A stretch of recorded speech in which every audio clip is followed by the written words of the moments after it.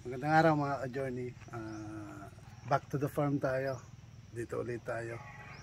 Mahigit sa kalahating buwan tayong hindi nakapasyal dito. Kaya pakita ko lang sa inyo yung mga update. During yung absence natin, nakisuyo tayo doon sa isang kaibigan at napakainin yung mga alaga natin. At the same time, magbantay na rin dito sa farm. So, luckily, he responds very well. Nabantayan naman yung ating alaga, yung ating tanim na sili, okra, pati yung ampalaya, at pati yung ating manok, at ang ating bibe. Tapos, during nung period na wala ako, may nag-alok ng isang babaeng pato. So, sinabi ko, bilhin na lang para madagdagan yung pato natin. So, ang pato natin, 2 babae na saka isang lalaki. So, halika, pasok po kayo. Pasokin natin yung kulungan nila.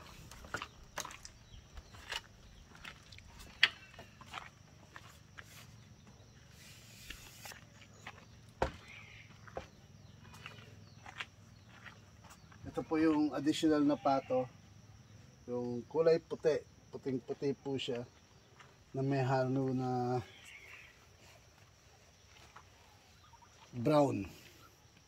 Tapos ito po yung lalaki. Ito po yung original na nabili natin.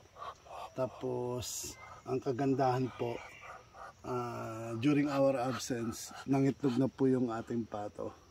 Yung isa, yung original na binili natin. Halika po kayo.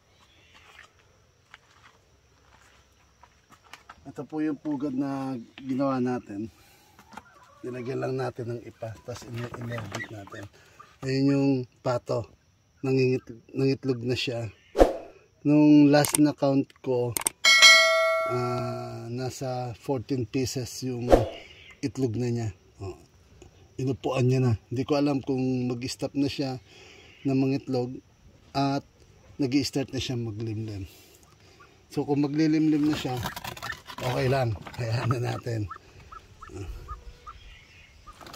Tapos may good news tayo. Ayun, may isa na naman butas doon na nagpaparamdam na baka yung babae maglilimlim na. Kasi it seems na pinaprepare niya na yung kanyang pugad. Tapos, yun, plaplanuhin na natin na palakihin yung pond nila. Kung ganyan na dadami na sila.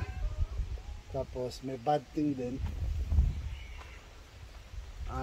nung dumating tayo, binubutas ng invaders. May mga aso na binubutas tong ating screen, yung ating raging net. So ang ginawa natin, ayan, nagkaroon tayo ng mga pira-piraso na steel matting. Kung napapansin nyo, ito, binutas-butas nila yung yung ranging net para makisalo sa pagkain ng ating pato. Yan. Kaya nilagay na natin to para masecure natin sila. Tapos nung pagkalagay natin nito, yun naman, sa kabilang side naman yung sinira nila. Dito naman sila pumasok. Kaya yung retaso natin na steel matting, yan, nilagay natin. Tapos nagpupumilit pa rin sila na pumasok. Kaya i-repair natin. May mga retaso tayo ng ang tawag dito, mga yero. I-cover up na natin para sigurado. So magtatrabaho lang kami. So ito po yung update para sa ating pato.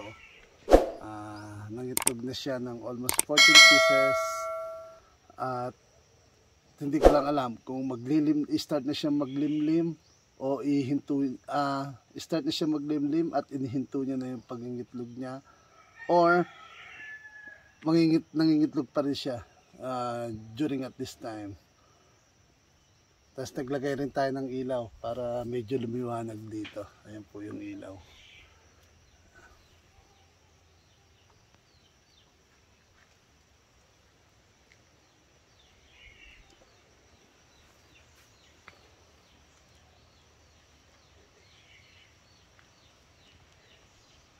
Pause mo muna.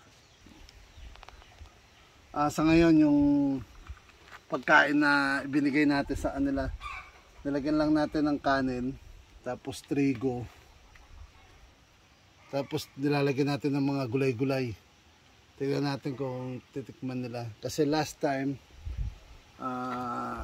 pinakain ko, hinaluan ko yung pagkain nila ng saha ng saging. Ayos naman, medyo kinakain naman nila, pero dapat lang hindi ganun karami kasi halos natitira yung saha ng saging.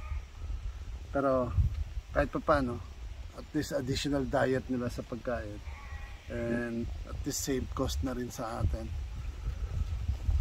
So tignan natin, medyo siguro dadagdagan pa natin ng iba. Subukan natin na lagyan ng mga malunggay, mga dahon ng malunggay, para maging magdagdag dun sa natin, sa feeds natin, at males yung cost natin. Tapos meron din akong ibang papaya na bunga, medyo nahinog na siya. Tapos ang ginawa ko, isinama ko rin yung mga bunga ng papaya. Good thing din, nakain din nila yung papaya. Titikman nila at nagustuhan din nila. Kaya talagang dapat magparami ako ng papaya para at least may sama natin sa pagkain nila at medyo mabawasan yung expenses natin pagdating sa food. Tapos yung paligid, naisipan ko din, ayan, paganda na rin ako ng pala. Kung napapansin nyo, papalibutan natin ng oregano. Labas tayo.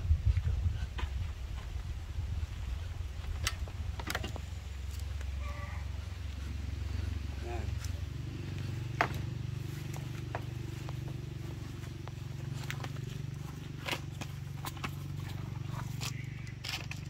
Palibutan natin ng oregano para magkaroon naman ng kulay at buhay yung kanilang kulungan. Yung iba, lang naman yung oregano, hindi na masyadong kailangan itanim. Yung mga pinagputulan, dinadrop ko na lang dito. Ayun, kahit pa paano tumubo sila. Hindi siya maselan. Ayun, maganda rin naman yung response nung oregano. Kaya tutuloy natin. So sa ngayon, gagawin ko muna tong yero. Tatakpan na natin yung mga natitirang ranging net na walang screen. Plano ko sana na na bumili na nung chicken wire. Kaya lang sarado yung hardware kasi holiday ngayon. Nagsara sila. Happy New Year pala kasi today is January 1st. Kaya Happy New Year. Then salamat din sa aking mother at sister sa regalo nilang t-shirt. So naka color of the year ako, mocha, kulay mocha. Nag-search ako sa Google, what is the best color or the luckiest color detong buwan, and then it's mentioned mocha. So nag-mocha tayo on the first day of the new year. Kaya para sa inyo, Happy New Year and belated Merry Christmas na rin. And then advance Merry Christmas for this year 2025. So gawin ko muna to, then siguro end up ko na yung video. God bless to all. I wish you all the best for this 2025. Success also, and then health also is more important. God bless. Have a nice day. Thank you for watching.